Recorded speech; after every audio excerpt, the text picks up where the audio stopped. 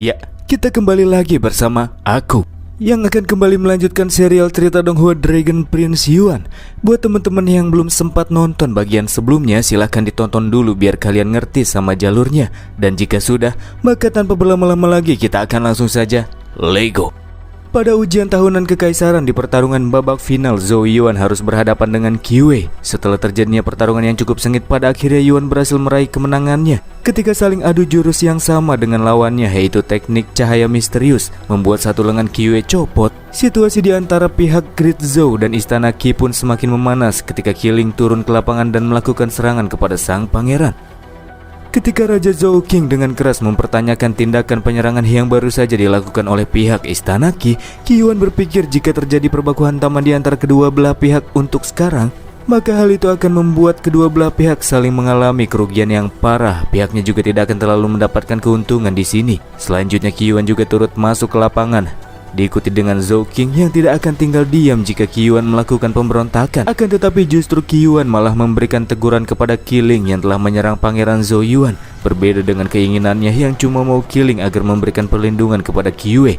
Maka dari itulah sebagai konsekuensi yang akan ia terima, Qi Ling akan dipecat. Ia tidak akan dihukum dengan hukuman yang berat karena masalahnya dianggap tidak terlalu besar karena sang pangeran sama sekali tidak terlukai olehnya.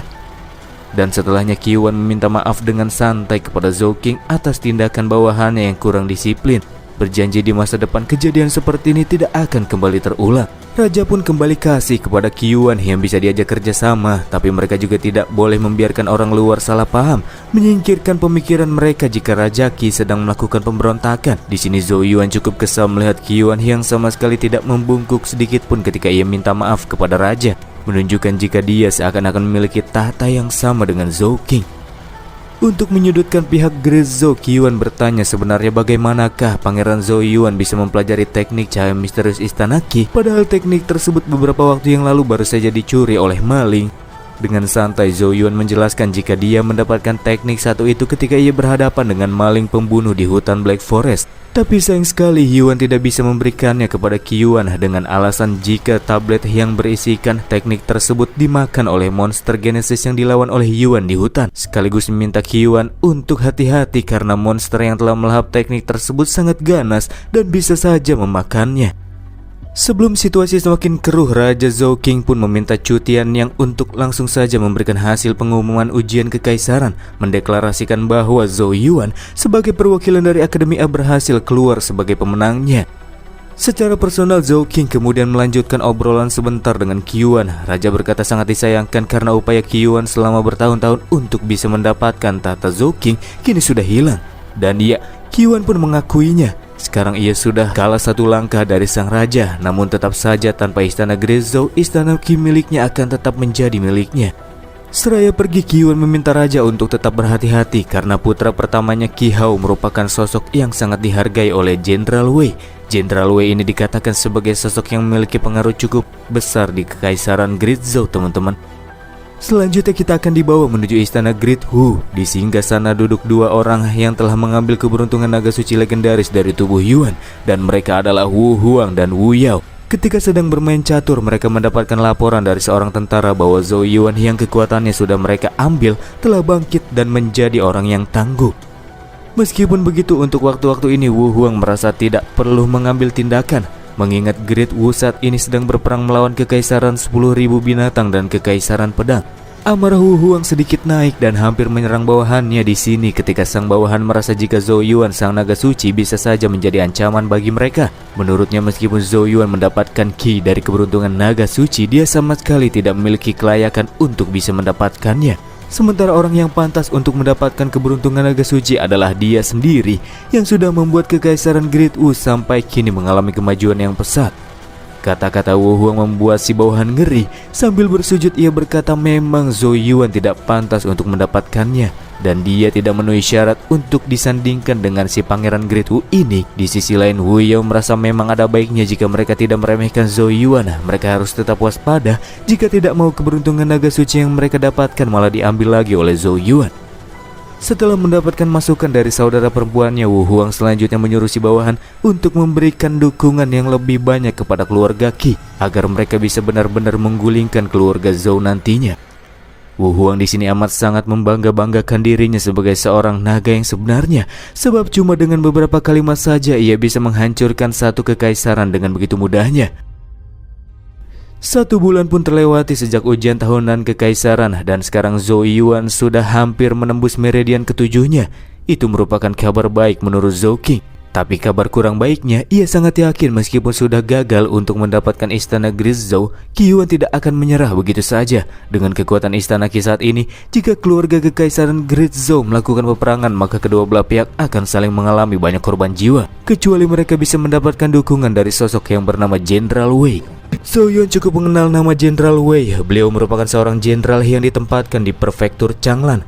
Sosok kuat yang sudah berada di ranah Alpha Origin. Dikatakan juga bahwa tentara Changlan, tentara kekaisaran, dan pengawal Raja Qi merupakan 3 tentara terkuat di dunia. 3 keberadaan inilah yang sangat mempengaruhi situasi kekaisaran Grizzou.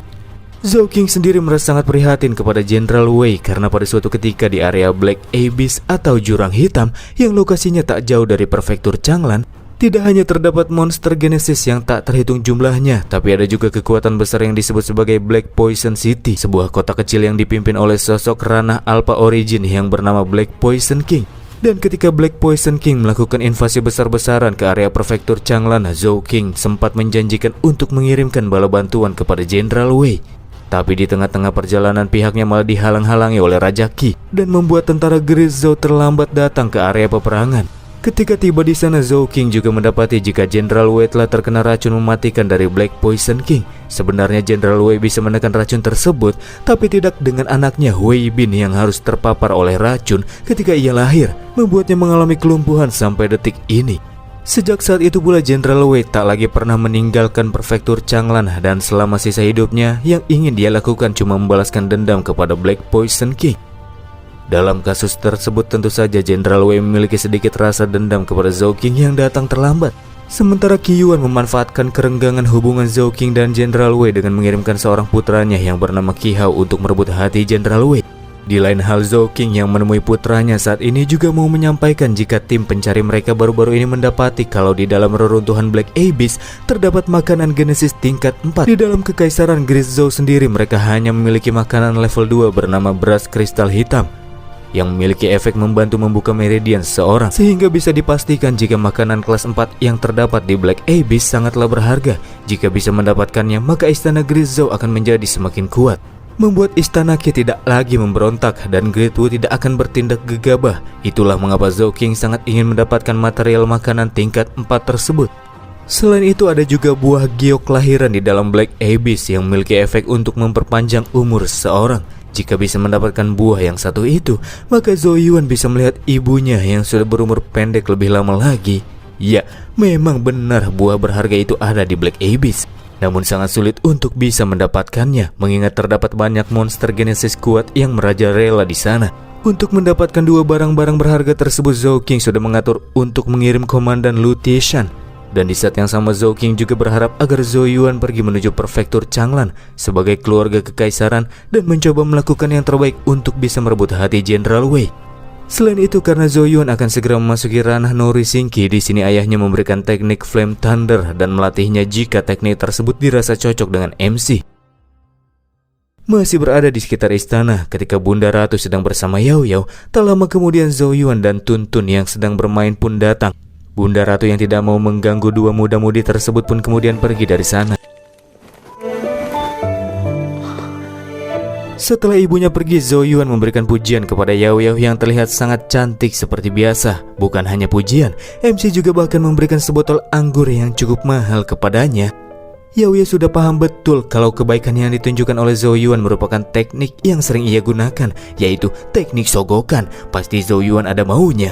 Meskipun pada awalnya tidak mengaku, tapi ia tidak bisa membohongi si Nona. Jadi Zhou Yuan menjelaskan jika di dalam keluarganya, setelah menembus ranah Nori Shinki, Yuan hanya bisa mempelajari teknik Flame Thunder level 4. Dari situ Yao Yao langsung ngerti kalau Zhou Yuan pasti mau teknik. Ya, memang Yao Yao punya, tapi itu semua tergantung sama pilihan Zhou Yuan.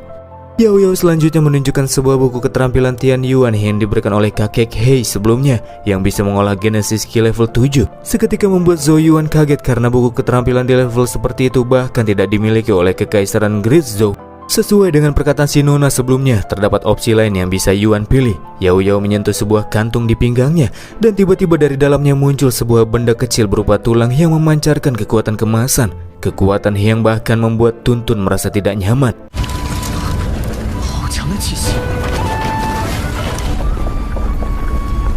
Yao Yao menjelaskan bahwa terdapat skill yang direkam di dalam tulang patah tersebut yang disebut sebagai Ancestral Dragon Scripture.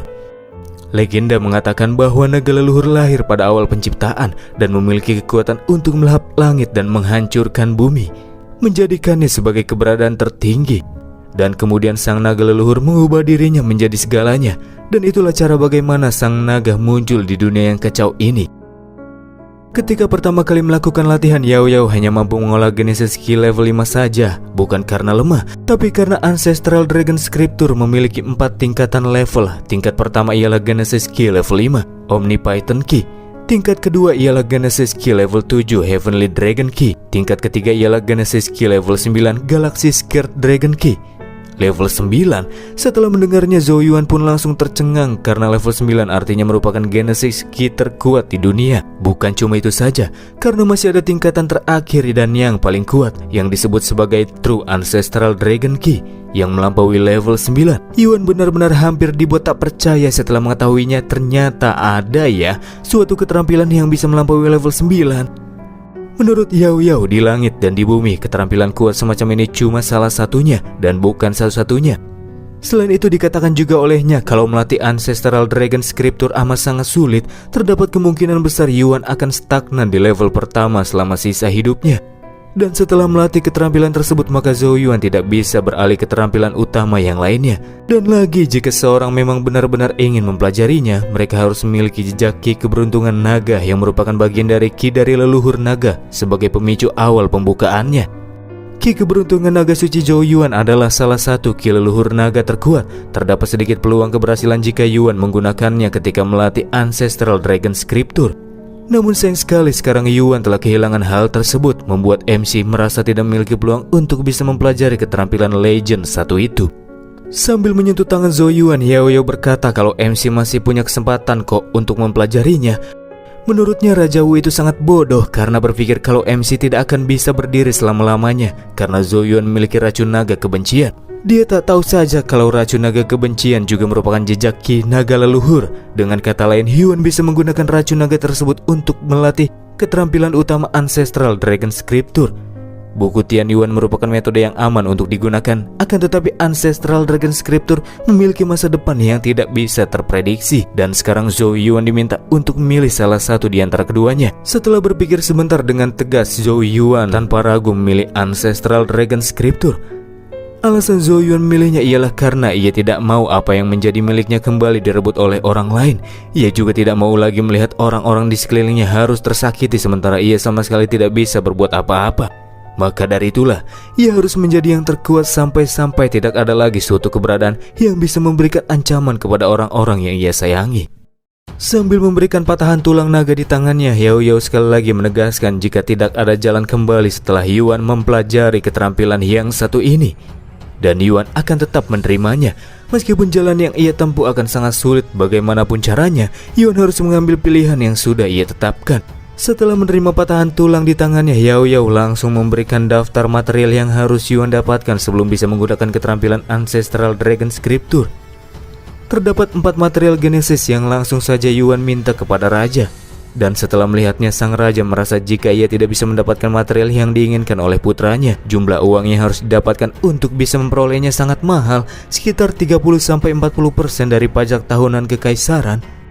Raja juga bertanya-tanya apakah itu memang sepadan dengan hasilnya, di mana Zhou Yuan hanya akan mengolah Genesis Skill level 5. Jikalau menghitung uang di bendahara, paling-paling Zhou King hanya bisa mendapatkan sum-sum emas surgawi dan kristal 9 hantu. Sementara batu penelan Genesis dan jiwa Python level 4 harus ia dapatkan sendiri. Batu penelan Genesis, Zhou King sendiri pernah mendengar jika Jenderal Wei memilikinya, tapi itu benda yang sangat berharga bagi sang jenderal, sehingga Yuan harus sedikit berusaha untuk bisa mendapatkannya. Sedangkan jiwa Python level 4 mungkin saja bisa Yuan temui di Black Abyss, itu juga kalau beruntung. Sampai akhirnya tibalah hari keberangkatan Zhou Yuan menuju prefektur Changlan. Sebelum berangkat, Bunda Ratu menitipkan Yuan kepada Yao Yao. Cukup masuk akal karena memang Yao Yao lebih kuat bila dibandingkan dengan MC yang sekarang. Sama halnya dengan Komandan Lu yang juga diminta untuk selalu melindungi Yuan dari mara bahaya oleh sang raja. Tak berselang lama ada juga Yao Wei yang minta ikut karena perjalanan yang mulia akan cukup berbahaya menurutnya. Terlebih lagi Yao Wei juga memiliki cita-cita untuk menjadi pedang Zhou Yuan. Atas permintaan tersebut Yao Wei pun dipersilakan untuk ikut oleh sang ratu.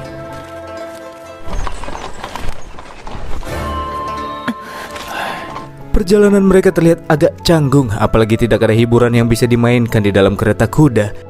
Daripada berdiam diri di sini, Yao Yao menyuruh Zhou Yuan untuk latihan teknik Genesis Gunung Kerak Emas level 2 karena setelah melatihnya akan memberikan peningkatan fisik kepada Yuan dalam waktu yang singkat.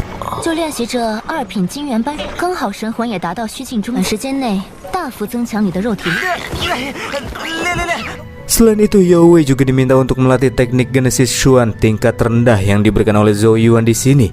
Pada awalnya Yao Wei ingin menolak karena teknik Genesis tersebut harganya cukup mahal, tapi harus menerimanya karena Yuan cukup memaksa. Selain itu, teknik tersebut juga akan dirasa cocok untuk Yao Wei yang sebentar lagi akan menerobos ranah Nouri Shinki. Dalam perjalanan ini, Yuan juga harus mempelajari teknik Genesis tingkat Xuan kelas menengah dan perjalanan pun terus berlanjut dengan cukup menyenangkan.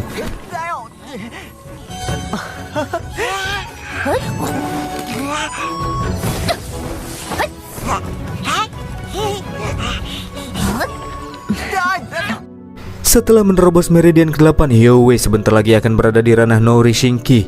Setelah terbuka, 8 meridian yang ada di dalam tubuhnya akan saling terhubung, dan di saat itulah saat-saat di mana Yao Wei berada di ranah Nouri Shinki. Ranah Nouri Shinki dibagi menjadi 4 tingkatan menurut warnanya. Semakin tinggi tingkatannya akan semakin besar pula Genesis Ki yang bisa seseorang tampung. Kebanyakan orang hanya bisa membuka Ki Nouri Shin tak berwarna tingkat rendah. Akan tetapi Yao Wei sangat luar biasa karena ia memiliki 2 warna, yaitu biru dan hijau. Bahkan tak lama berselang warnanya berubah menjadi ungu, semakin menunjukkan apabila dia merupakan orang yang sangat luar biasa berbakat. Setelah tersadarkan, Yuan memberikan selamat kepada Yao Wei yang sekarang sudah mencapai ranah Nouri Shinki. Bahkan ia berhasil membuka tingkat ketiga dalam 1 kali jalan. Akan tetapi Yao Wei merasa seperti ada yang aneh pada dirinya, seakan-akan Ki Nouri Shin-nya terbagi menjadi 2 bagian. Untuk bisa mengetahuinya, Yao Yao kemudian melakukan pengecekan. Ia akan melihat kondisi di dalam diri Yao Wei. Dan dari sinilah Yao Yao mendapati jika Nouri Shinki milik Yao Wei seharusnya merupakan tipe legendaris yang disebut dengan Ki Nouri Shin Yin dan Yang. Asal Genesis Yin dan Yang di dalam diri Yao Wei sendiri berasal dari jenis tulang akar yang sangat langka, dan itulah yang menjadi alasan mengapa Yao Wei bisa membuka Ki Nouri Shin Yin dan Yang. Ki Nouri Shin Yin yang sangat berbeda dengan Ki Nouri Shin seorang petarung pada umumnya, yang memungkinkan Yao Wei untuk melatih 2 keterampilan utama sekaligus. Akan tetapi Yao Wei juga harus melatih keterampilan Yin dan Yang dengan level yang sama pada saat yang bersamaan pula. Karena jika tidak, hal itu akan berdampak pada ketidakseimbangan Yin dan Yang di dalam tubuh Yao Wei dan berakhir dengan rusaknya Ki Nouri Shin wanita tersebut. Kebetulan sekali karena keterampilan Flame Thunder keluarga kekaisaran merupakan keterampilan atribut tingkat keempat yang sebelumnya diberikan oleh Zhou Qing. Zhou Yuan pun secara paksa memberikannya kepada Yao Wei di sini. Dan untuk menyeimbangkannya, Yao Yao memberikan Cult Nether Sutra miliknya. Keterampilan tersebut mampu mengolah Genesis Ki dingin tingkat keempat, dan Yao Wei pun menerimanya.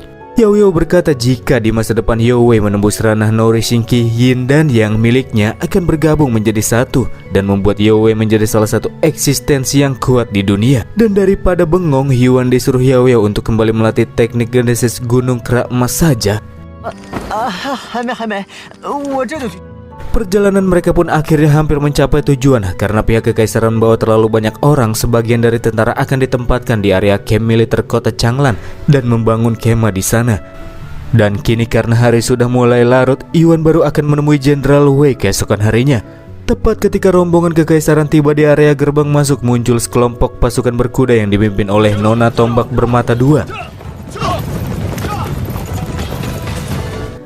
Nona ini bernama Wei Qingqing, salah satu anak Jenderal Wei. Ketika saling memberikan sapaan dengan Komandan Lu, Wei Qingqing tidak mau dipanggil sebagai anak Jenderal Wei, melainkan wakil komandan tentara Changlan. Ia sangat bersikap formal karena sedang bertemu dengan orang-orang dari Kekaisaran Great Zhou. Ketika komandan memperkenalkan Yang Mulia Pangeran kepada King King, wanita tersebut pun langsung menatap Zhou Yuan dengan tatapan tak menyenangkan. Karena di sini Yuan yang dirumorkan berhasil mengalahkan Qiwei malah datang bersama dengan ciwi-ciwi cantik. Di matanya Yuan seperti orang cabul dan tidak sesuai dengan rumornya. Setelah melihat King King, Yuan merasa agak merinding ketika mendapatkan tatapan dari wanita tersebut. Yuan selanjutnya dibawa ke area camp tentara dengan terlihatnya para tentara Changlan yang saat itu sedang berlatih. Bukan cuma para tentara, di sana Yuan juga bertemu dengan kakak Qiwei, Qi Hao, bersama dengan salah satu anak Jenderal Wei bernama Wei Ting. Ketika Wei King memperkenalkan Yang Mulia Zhou Yuan kepada mereka, si Wei Ting ini tahu-tahu malah mulai melakukan provokasi, berkata jika Yang Mulia pasti merasa sangat nyaman selama perjalanan karena dia ditemani dengan para ciwi-ciwi cantik di sebelahnya. 还带着美人相随，可真是咱们闻名遐迩的周元殿下呀，蒋寿啊！ Ada juga Qi Hao yang memperkenalkan diri mengajak MC berjabat tangan. Pria ini juga sudah mendengar kalau adiknya dikalahkan oleh Zhou Yuan. Tapi nyatanya dari jabatan tangan tersebut Qi Hao cuma mau menunjukkan lebih kuatnya dia yang sudah mencapai ranah Nori Shinki tingkat akhir bila dibandingkan dengan Zhou Yuan yang masih cupu. Setelah mendengar kabar kalau Yang Mulia akan segera datang, Qi Hao bersama dengan orang-orangnya juga sudah mempersiapkan jamuan makan malam. Ia berharap agar Zhou Yuan datang, karena jika tidak takutnya para tentara Changlan akan menganggap diri mereka sama sekali tidak layak untuk bertemu dengan Yuan yang memiliki kedudukan lebih tinggi. Tak merasa ngeri dengan singkat, Yuan pun menjawab jika dia akan datang ke sana. Qi Hao di sini juga sedikit memberikan peringatan. Menurutnya prefektur Changlan jaraknya sangat amat dekat dengan Black Abyss. Jadi bukan hal yang aneh kalau nantinya Yuan mati di tempat tersebut. Jadi dia harus berhati-hati. Zhou Yuan tiba-tiba langsung memotong omongan Qi Hao dan menyarankan kalau Qi Hao lah yang harusnya hati-hati. Karena jika Yuan mati di sini, maka artinya pangeran kecil seperti Qi Hao juga mati tanpa ada yang peduli di tempat tersebut. Setelah melakukan perkenalan singkat, Qi Hao dan orang-orangnya pun pergi dari sana.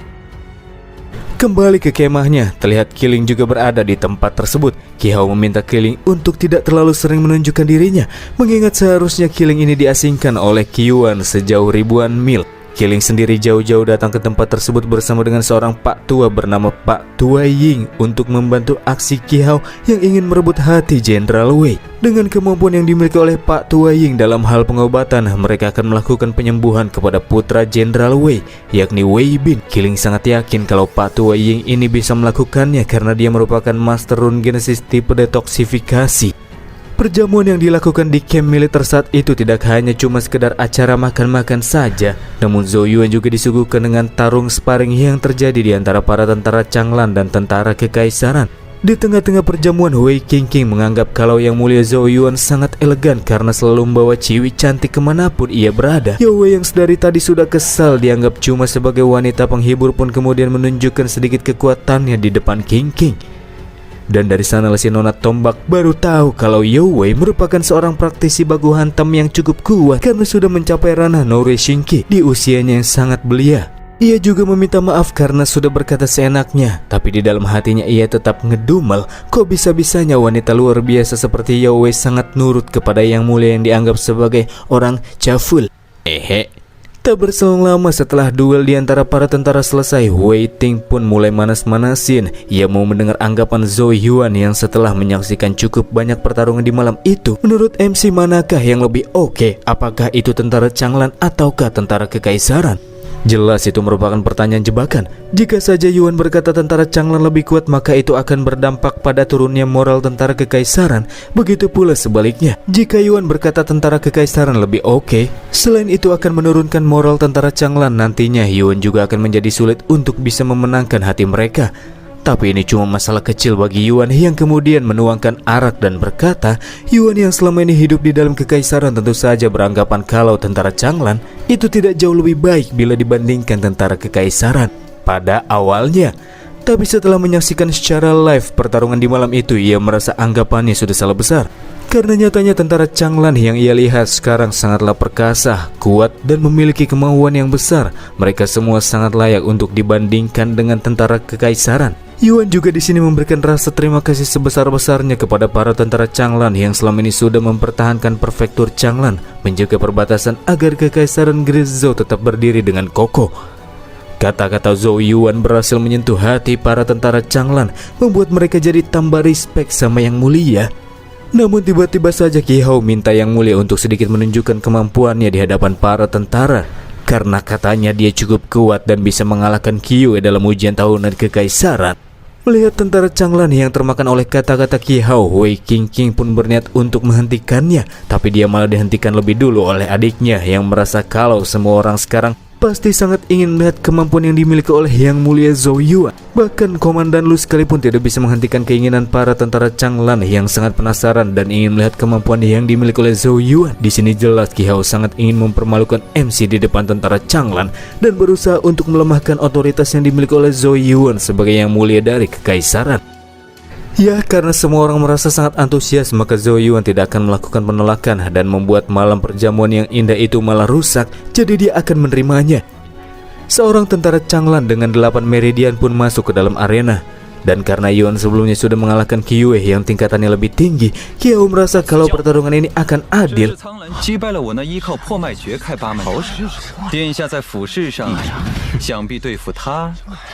Daripada dengerin bacot pria tersebut, langsung saja Zhou Yuan masuk ke dalam area baku hantam dan balik memberikan tantangan. Jika si tentara bisa menahan satu gerakannya, maka Yuan akan mengaku kalah. Tantangan MC semakin membuat para penonton tambah bersemangat.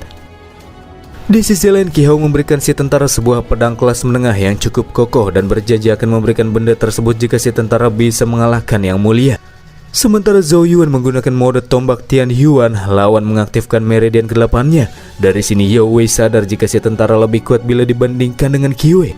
Bergerak cepat ke arah MC, si tentara menggunakan teknik genesis tebasan pedang api, sedangkan Zhou Yuan melapisi mode tombaknya dengan teknik cahaya misterius.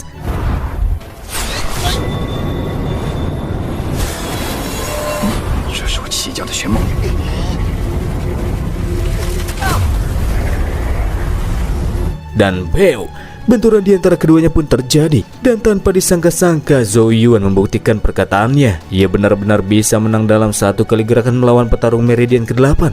Bahkan Zhou Yuan juga sekaligus menghancurkan senjata kelas menengah milik lawannya. Seketika membuat para penonton memberikan sorak-sorai begitu meriah kepada Yang Mulia yang sangat luar biasa.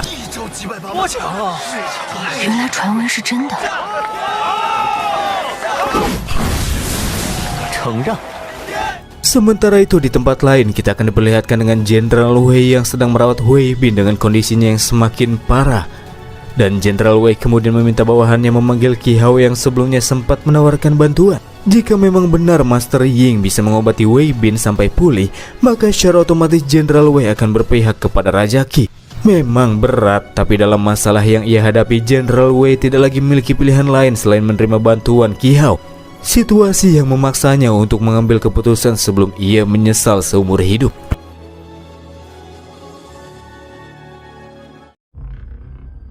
Pertarungan yang baru saja diperlihatkan oleh Zhou Yuan kini sudah membuka mata semua orang, terlebih lagi teruntuk Wei Qingqing yang sebelumnya sempat berpikir nyeleneh tentang Yang Mulia. Wanita tersebut minta maaf kepada Zhou Yuan karena sudah berpikiran yang aneh-aneh tentangnya. Qi Hao di sini juga mengakui kehebatan Yang Mulia Pangeran Zhou Yuan. Ia jadi paham kenapa Qi Yue adiknya bisa sampai kalah. Zhou Yuan di sini berterima kasih kepada orang-orang dari istana Qi yang sudah memberikan teknik cahaya misterius kepadanya sehingga membuatnya sekarang bisa menjadi semakin kuat. Sebelum keduanya saling adu bacot panas, Qingqing pun langsung menghentikannya. Ia tidak mau ada kerusuhan di wilayah prefektur Changlan, apalagi itu dilakukan oleh sesama orang luar seperti Qi Hao dan Zhou Yuan. Tak berselang lama seorang tentara Changlan pun muncul. Ia merupakan orang yang telah diutus oleh Jenderal Wei untuk memanggil Qi Hao, meminta bantuan kepadanya untuk mengurus racun di dalam tubuh Wei Bin. Sebelum beranjak pergi, Qi Hao di sini memperkenalkan kepada semua orang sosok yang akan menghilangkan racun Wei Bin, dan dia adalah Master Ying, Pak Tua yang sudah mempelajari rune genesis tingkat ketiga dalam hal detoksifikasi. Sementara yang lain terpukau oleh keberadaan Master Ying, Zhou Yuan justru malah heran kenapa orang yang ahli dalam rune genesis tingkat 3 doang bisa-bisanya mendapatkan julukan Master. Kalau Pak Tua tersebut Master, terus Yao Yao apa dong? Karena sedang terburu-buru, pihak keluarga Wei bersama dengan Qi Hao pun berangkat. Begitu pula dengan Zhou Yuan yang minta ikut. Dengan alasan mungkin ada beberapa pelajaran yang bisa ia ambil ketika melihat aksi yang ditunjukkan oleh Master Ying ketika menggunakan rune Genesisnya. Komandan Lu yang merasa gelisah berbicara kepada Yang Mulia, berkata jika saja Wei Bin berhasil dipulihkan oleh Master Ying, maka situasi mereka selanjutnya tidak akan baik-baik saja. Zhou Yuan sendiri justru tidak merasa gelisah, justru ia sangat penasaran tentang bagaimana cara Master Ying yang cuma mahir dalam rune Genesis tingkat ketiga bisa menghilangkan racun milik Black Poison King. Setelah sampai tujuan, Zhou Yuan yang baru pertama kali bertemu dengan Jenderal Wei pun memberikan salam dan memperkenalkan dirinya kepada sang jenderal. Diikuti oleh Qi Hao yang turut memperkenalkan Master Ying kepada si jenderal dan berkata bahwa si pak tua tersebutlah yang akan mengurus kondisi Wei Bin sampai benar-benar pulih total. Bila dibandingkan dengan Yang Mulia, terlihat di sini Jenderal Wei lebih menghormati Master Ying yang akan memberikan pertolongan kepada anaknya. Ia juga bertanya apakah Master Ying bisa menghilangkan racun di tubuh anaknya. Master Ying dengan begitu pede katanya gampang itu mah, membuat Jenderal Wei semakin menghormati pak tua tersebut. Namun Master Ying menegaskan kalau si jenderal nggak perlu terlalu menghormatinya karena keberadaannya di sini ialah karena perintah Raja Qi, dan inilah trik yang digunakan oleh pihak musuh untuk mengambil hati Jenderal Wei yang terlihat cukup ampuh karena trik tersebut mulai membuat hati sang jenderal luluh. Qi Hao senyum tipis-tipis. Di dalam pikirnya ia merasa yakin jika nantinya Jenderal Wei berpihak kepada Istana Qi dan mengumumkan hal tersebut kepada publik, maka kekuatan lain yang berada di Istana Great Zhou akan mulai berpindah ke sisi Raja Qi. Pada akhirnya keluarga kekaisaran tak lagi memiliki dukungan kekuatan untuk bisa bertahan. Masuk ke dalam ruangan, semua orang bisa mencium bau-bau yang sangat menyengat. Bau yang telah mengundang cukup banyak lalat itu berasal dari tubuh Wei Bin yang sedang berhenti kesakitan. Sesaat setelah melihat kondisi Wei Bin, Zhou Yuan pun teringat dengan dirinya sendiri. Ya, kondisi Wei Bin sangat mirip dengan dirinya yang selama ini harus bertahan dari racun naga kebencian, cuma bisa berbaring di atas ranjang dan terus menahan rasa sakit yang begitu menyiksa. Setelah melihatnya sebentar, Master Ying menilai jika racun di dalam tubuh Wei Bin kini sudah menyebar sampai ke tulang sumsum. Jika tidak segera diurus, maka dia akan benar-benar mokat. Memulai sesi pemulihan, ketika Master Ying mulai menggambar rune di bagian permukaan kulit Wei Bin, di arah lain Qi Hao berkata kepada Zhou Yuan bahwa ini akan menjadi waktu-waktu terakhir Yang Mulia bisa mengunjungi wilayah Changlan. Itulah mengapa ia meminta kepada MC untuk pulang saja sekarang ke rumahnya. Sementara itu Jenderal Wei yang melihat aksi yang sedang ditunjukkan oleh Master Ying cukup terpukau. Ia sangat yakin kalau patua tersebut pasti bisa menyembuhkan anaknya. Sedangkan menurut Yao Yao, apa yang sedang dilakukan oleh Master Ying memang cukup heboh dan terlihat keren. Akan tetapi tiba-tiba saja Wei Bin bereaksi. Ia berteriak lebih keras daripada sebelumnya. Patua tersebut juga meminta kepada pihak yang bersangkutan untuk tidak terlalu khawatir karena kemampuan detoksnya bisa menghilangkan semua jenis racun yang ada di dunia. Hanya saja selama prosesnya itu akan sedikit memberikan rasa sakit kepada sang pasien. Dan itulah alasan mengapa Wei Bin terus berteriak kesakitan.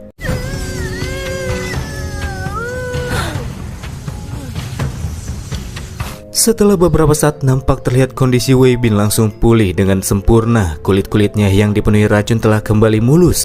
Dan ketika Jenderal Wei memastikannya lebih lanjut, ia tidak lagi bisa merasakan racun mematikan yang selama ini tertanam di dalam tubuh putranya. Tentu saja hal itu membuat beliau sangat senang.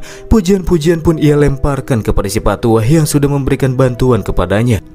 Tak usah berterima kasih, kata Master Ying, karena semua yang sudah ia lakukan merupakan bagian dari rasa setianya kepada Raja Qi.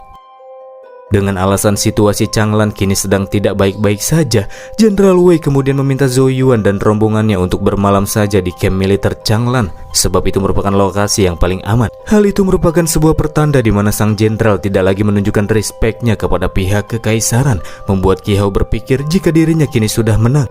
Tapi di tengah-tengah itu semua, Yao Yao yang selama ini cuma diem akhirnya angkat bicara. Ia di sini mengungkit-ungkit metode yang digunakan oleh Master Ying yang nyatanya cuma sekedar harapan palsu saja. Terdapat sebuah kebenaran yang tidak si patua sampaikan, dan hal itu akan membawa rasa sakit yang lebih besar di masa mendatang. Rune racun apa nih? Konyol, kata si Nona sambil menengok Wei Bin sebentar dan berbalik badan setelahnya. Kata-kata Yao Yao membuat Master Ying kesal dan melemparkan sumpah serapak kepadanya. Tapi Yao Yao sama sekali tidak memperdulikan ocehan pak tua tersebut. Begitu pula dengan Jenderal Wei yang berjanji akan memberikan pelajaran kepada Yao Yao karena baru saja berkata omong kosong. Ia tidak peduli meskipun Yao Yao merupakan orang yang dibawa Yang Mulia Pangeran sekalipun, ia akan tetap melakukannya. Dengan tenang Yao Yao mengatakan, bawa saja jarum perak dan menusukkannya ke titik akupuntur 3 inci di tulang belakang pinggang Wei Bin. Nanti juga mereka semua bakalan tahu.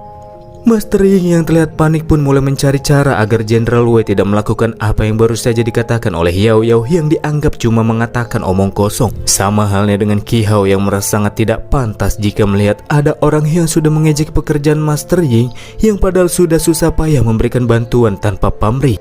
Jenderal Wei meminta Zhou Yuan untuk keluar membawa wanita yang dianggap sangat kasar itu bersamanya. Akan tetapi menurut Zhou Yuan, karena ini sudah menyangkut masalah hidup Wei Bin, setidaknya mereka harus mencoba melakukan apa yang baru saja dikatakan oleh Yao Yao supaya tidak menyesal di kemudian hari. Wei Qingqing juga merasa kalau mereka harus lebih berhati-hati lagi dan melakukan verifikasi lebih lanjut terkait dengan kondisi Wei Bin.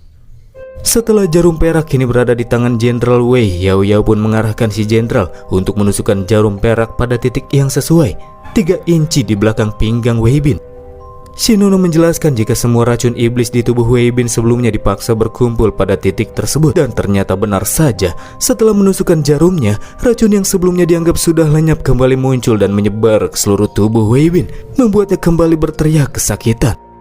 Mencoba meredakan amarah Jenderal Wei yang emosinya mulai naik, si Pak Tua kembali beralasan jika ada sedikit sisa gas beracun di dalam tubuh Wei Bin. Jika memang demikian, Qi Hao menyuruh Pak Tua tersebut untuk langsung mengurusnya.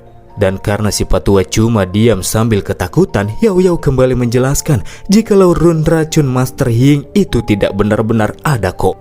Yang ditunjukkan oleh si Pak Tua sebelumnya itu cuma run untuk menekan racun iblis untuk sementara waktu. Tak lebih dari setahun nantinya racun tersebut juga akan kembali muncul.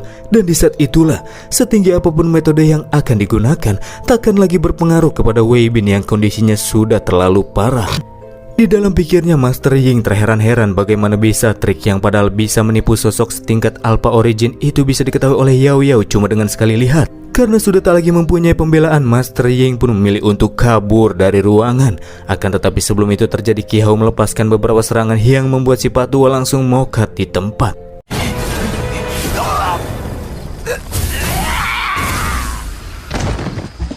Sambil meminta maaf, Qi Hao berkata jika semua yang baru saja terjadi adalah bagian dari kecerobohannya. Ia tidak pernah mengira jika Master Ying sudah berani menipu Jenderal Wei. Bahkan Qi Hao juga merasa sudah tertipu dengan Pak Tua tersebut. Tak mau mendengar alasan, Jenderal Wei pun menyuruh pengawalnya untuk membawa Qi Hao ke tempat istirahatnya. Sementara Jenderal Wei dan Qingqing berada di sisi Wei Bin, Yao Yao menyampaikan kepada Yuan selama seseorang belum mokat pasti ada cara untuk bisa memulihkannya. Jenderal Wei yang mendengarnya pun langsung meminta maaf kepada Yao Yao karena dia sebelumnya sudah menyinggung si Nona. Seraya bertanya apakah si Nona bisa menyembuhkan Wei Bin. Nggak bisa, balas Yao Yao dengan sikap dinginnya. Tapi Zhou Yuan bisa kok, lanjutnya.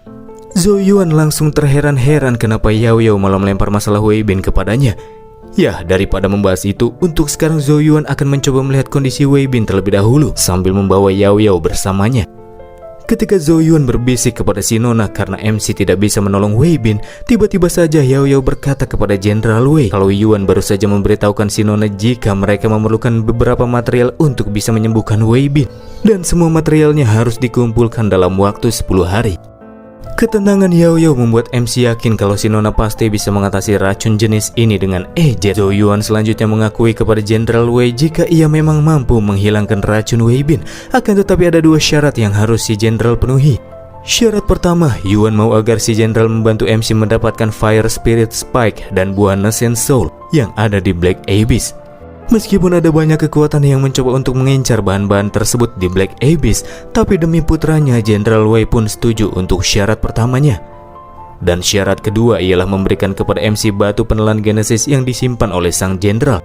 Syarat yang satu ini juga disetujui olehnya, dan kemudian kedua belah pihak pun sepakat. Beralih ke tempat istirahat Yuan selama di wilayah Changlan, Komandan Lu terlihat tambah gelisah dengan kondisi mereka karena sang pangeran yang sebelumnya bilang bisa menyembuhkan Wei Bin ternyata tidak benar-benar memiliki metode yang mampu untuk menghilangkan racun Wei Bin. Kalau begini, Komandan Lu yakin 10 hari lagi mereka akan diusir dari wilayah ini?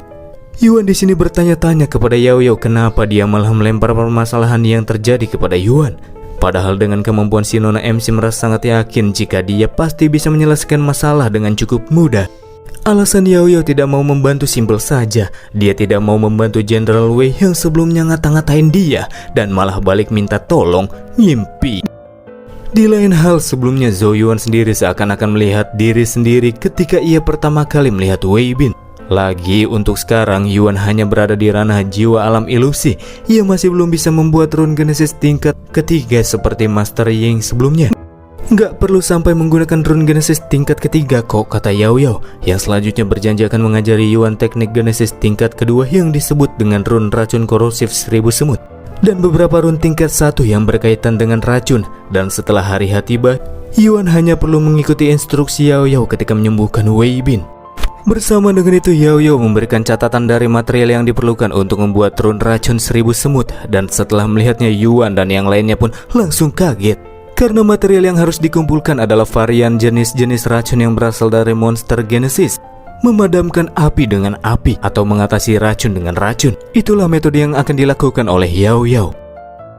Berpindah ke tempat Qi Hao, pria tersebut kini menyuruh bawahannya untuk terus mengawasi gerak-gerik yang dilakukan oleh Zhou Yuan yang berniat untuk memberikan pertolongan kepada Wei Bin. Memang sekarang harapan untuk mengambil hati Jenderal Wei sudah berkurang, akan tetapi Qi Hao tidak khawatir karena ternyata Qi Ling, pria tersebut kini sedang berada di Black Poison City dan berniat untuk menjalin suatu kerjasama dengan Black Poison King. Beralih ke Black Poison City, Qi Ling yang ditugaskan pergi sebagai perwakilan ke tempat tersebut kini sedang bertatapan secara langsung dengan sang Black Poison King. Qi Ling kini sedang melakukan pengajuan agar Poison King menjalin aliansi dengan Istana Qi. Sang penguasa kota akan dengan senang hati menyetujui pembentukan aliansi di antara mereka dengan syarat yang terbilang cukup simpel. Dia cuma mau mendapatkan kepala Jenderal Wei Changlan.